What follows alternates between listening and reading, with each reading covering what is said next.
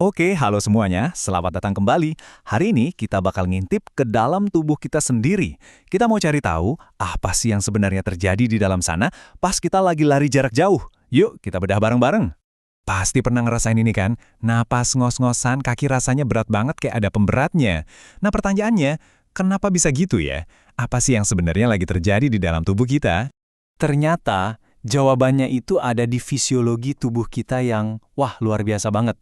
Jadi, ini bukan cuma soal kaki yang melangkah maju, tapi ini tuh kayak sebuah orkestra biologis yang super kompleks dan semuanya sinkron. Nah, sekarang, yuk kita kenalan sama para pemain utamanya. Oke, perhentian pertama kita, pusat dari segala pusat operasi ini, yaitu sistem kardiovaskuler. Anggap aja jantung itu mesin utamanya ya, yang jadi motor penggerak semuanya. Jadi gini, pas kita mulai lari, otot-otot kita tuh kayak teriak, butuh bensin, butuh oksigen. Dan jantung kita, dengar itu, langsung sigap. Detaknya langsung dipercepat buat mompa darah yang kayak oksigen ke otot. Nah, yang keren, buat pelari yang udah terlatih, jantungnya itu bukan cuma detaknya lebih cepat, tapi sekali mompa, darah yang keluar itu lebih banyak, jauh lebih efisien. Nah, lihat angkanya deh. Ini yang bikin kaget. Tambahan, 5-6 liter darah tiap menit. Coba bayangin, itu kan lebih dari 1 galon air minum yang gede itu. Dipompa ekstra ke seluruh tubuh kita setiap 60 detik. Gila kan? Ini benar-benar nunjukin betapa kerasnya mesin di dalam tubuh kita ini bekerja. Oke, jadi kalau jantung itu mesinnya, nah paru-paru ini ibaratnya sistem pasokan bahan bakarnya. Benar kan? Mesin secanggih apapun kalau nggak ada bahan bakar, ya nggak bakal jalan. Yuk kita lihat gimana cara kerjanya. Jadi paru-paru kita ini kerjanya double dan penting banget. Bukan cuma nyedot oksigen dari udara, tapi juga pinter banget ngebuang sampah sisa pembakaran, yaitu karbon dioksida.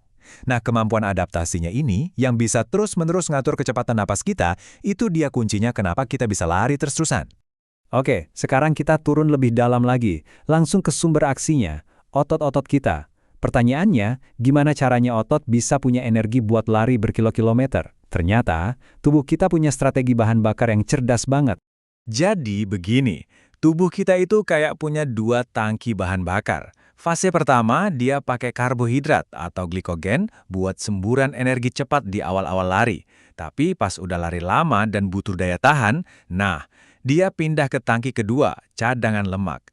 Ini sistem yang super efisien yang bikin kita bisa lari jauh tanpa kehabisan tenaga.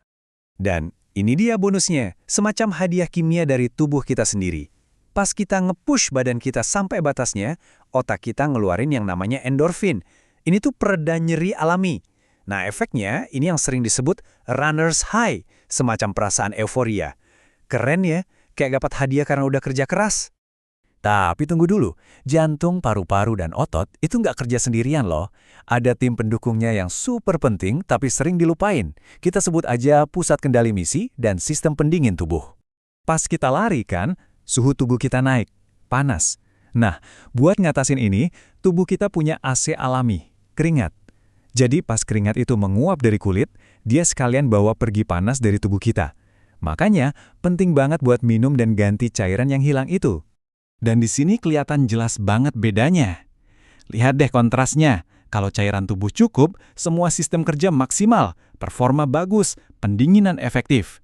Tapi begitu dehidrasi, wah performa langsung anjlok dan risikonya bisa bahaya, bisa kepanasan. Jadi intinya jangan sepelekan minum. Sementara itu, di ruang kontrol, otak kita kerja super sibuk. Dia yang ngatur setiap gerakan, jaga ritme lari kita biar stabil, dan yang paling berat, dia yang terus-terusan berjuang ngelawan sinyal capek yang dikirim dari seluruh tubuh. Ini benar-benar nunjukin betapa kuatnya hubungan antara pikiran dan tubuh kita. Seringkali, yang jadi pembeda antara kita bisa sampai garis finish atau berhenti di tengah jalan itu ya, kekuatan mental.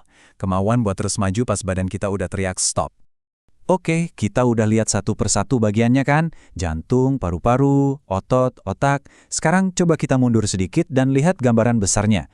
Gimana semua bagian ini nyambung dan kerja bareng jadi satu mesin yang harmonis dan keren banget.